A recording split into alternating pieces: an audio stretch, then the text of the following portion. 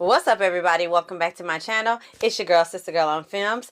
And as you can tell by the title, y'all, I am here to talk about Master, which is the newest, maybe kind of controversial film currently streaming on Amazon Prime, and it stars Regina Hall and Zoe Renee. So if you're interested in my thoughts on this new entry into the world of Black trauma, then stay right there. We're gonna get right into this review.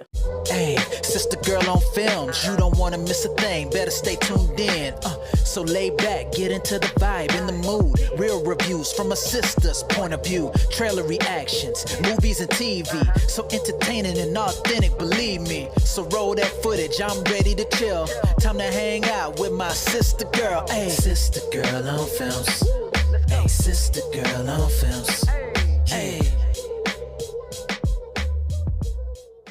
So Master is written and directed by Mariama Diallo, and it centers around Jasmine, who is a freshman at an Ivy League school that is predominantly white, and Gail, who is played by Regina Hall, who is a tenured professor who becomes what they call like a headmaster of one of the programs at the college. And so the film really centers around these two women as they navigate what it's like to really be othered in this predominantly white atmosphere. And I was very hesitant to even watch this movie, let alone review it, only because, y'all, the whole Black trauma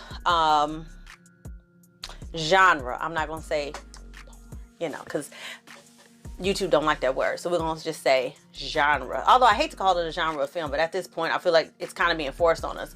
But this whole Black trauma genre has just kind of blown up into this thing that we didn't really ask for, okay? I'm just gonna be honest. I know, Jordan Peele kind of reintroduced the idea of showing race through a horror lens with Get Out. And it's like other writers and directors, whether they be Black or non-Black, took the baton that he wasn't even passing to them, honey, and started running the race when the race was over. Ciao. So Mariama Diallo is just another, Black writer that felt like she had a story to tell in regards to what the Black experience could look and feel like in a predominantly white educational institution or an Ivy League school. And so right off the bat, when I saw that Regina Hall starred in this, I really do like her as an actress. I think that she is a really good actress and maybe, a little bit underrated. So I was like, okay, I'm gonna give it a try, because I do enjoy most things that she's in. I'm just gonna say, y'all, I hate to even be this, but this is just not a good movie, okay? It's drama horror, and it's supposed to be, I guess, this new term that kind of maybe it's become more popular after the latest Scream film with elevated horror, right? So horror with a message. And okay, that's fine, do that, that works when it's done well, but this just wasn't done well. The characters for me were not really written out well enough that I really gave a damn about what happened to them. I'm just gonna be honest. Our main protagonists, Gail and Jasmine, they weren't that likable. Jasmine is our freshman in college, and while I understand on this fictitious campus, Jasmine is one of only 2 other Black female students. And with it only being one other Black girl on campus, and she's not even a freshman. I think she might be a sophomore. So, Jasmine doesn't really interact with her, so you have to, socialize with whoever you're, around that you feel like you're at least being treated moderately well. And that ends up being Jasmine's roommate, who is really a bitch to her. And there were moments where the microaggressions that were happening in this film with Jasmine and the other classmates and students, I'm just like, girl, if you don't cuss one of these hoes out, a good cussing out will maybe alleviate a lot of your stress, baby.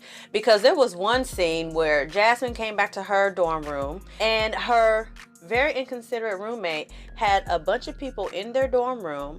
Mother was sitting on Jasmine's bed, honey, You heard me. There were people that Jasmine did not know, not just sitting on her bed, baby. No, no, no, no, no, no, no, no, no. Laying their head on her pillow, shoes on the bed, smoking weed in her. Y'all, I saw that. I said, oh, I know she's about to go off. And you know what happened? She didn't go off. Her roommate said, oh, she's not going to do anything. You guys are fine. Bitch, what? I ain't going to do anything. Oh, I would have told that motherfucking room up. You hear me? But the way the character of Jasmine is written, she doesn't do anything.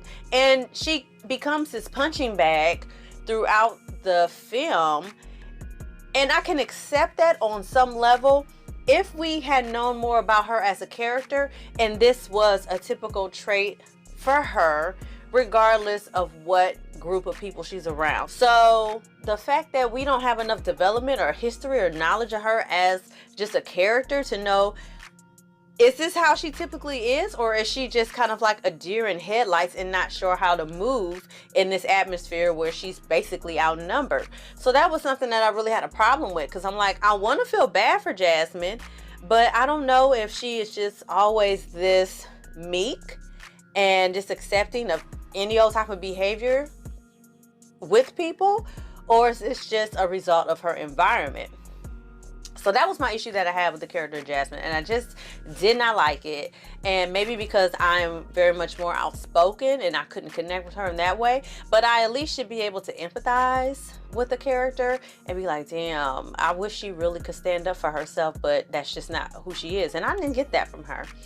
And then Regina Hall's character, Gail, as a professor, she had moments where she really showed a lot of strength, but her strength was almost toxic. It was really coming from this whole strong black woman trope. And I hate the idea of the strong black woman and how that has just really impacted so many black women over the span of their life. I'm not gonna get into that because that's not what this video is about. But, you know, we see how her not only feeling the pressure of being the first black person, let alone black woman, to be a headmaster at this Ivy League school and what that looks like, but also having to kind of conform to some of the other tenured professors when it comes to the confirmation of her friend Liv, who we're going to talk about in a little bit, to become a tenured professor. So there's some choices that, you know, Gail make. And initially I was like, girl, okay. You're okay as a character, but there wasn't enough fight in her for me to be like, she a bad bee and she is not to be messed with. I didn't get that. I felt like she was just a bigger version of Jasmine, and she was really, you know, kind of just going with the flow and not really standing up for herself in a healthy way to these people who were obviously like hitting her with microaggressions every time she turned around. And the character Liv.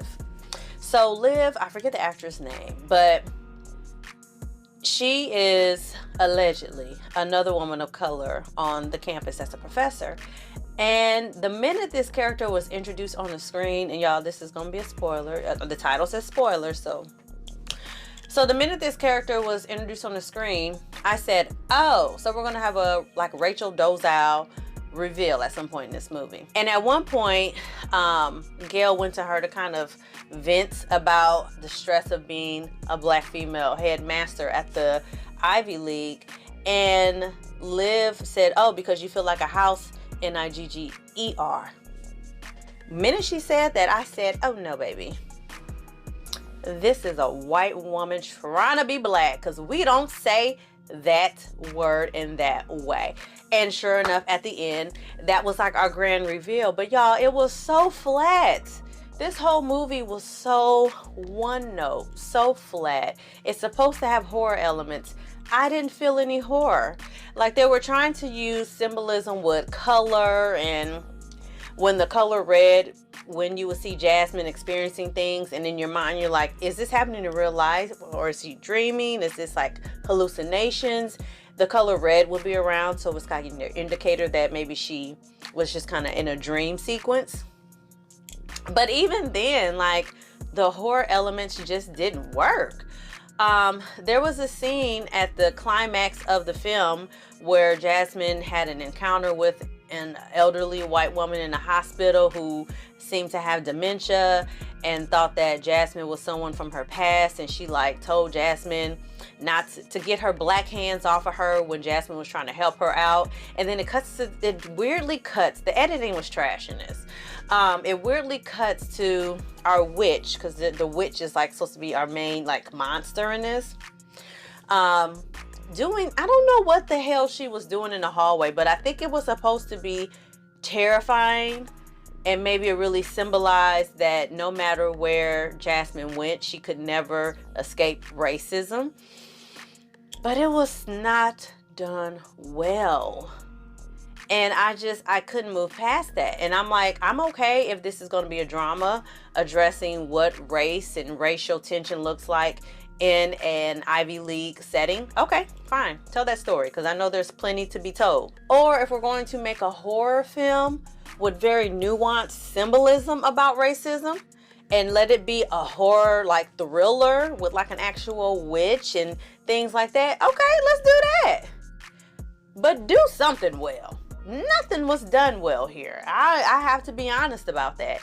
And I hate to say that because this is a black woman director and writer, but I sometimes feel like if we're going to put forth these projects that are going to hit on these topics that are so sensitive, then maybe perhaps we should just maybe kind of put our best foot forward and maybe just be like, what am I trying to say here? What message am I trying to convey? And do I really need to add horror elements because I feel like that's the niche, trendy thing to do? Or do I want to tell a cohesive story with developed characters that actually give a message that people can really take in and digest, but also have a story and a movie that they were entertained by? And baby, I got none of that. So, obviously, I do not suggest you check out Master. And again, it's not because of the subject matter, it's just that it's not a good movie.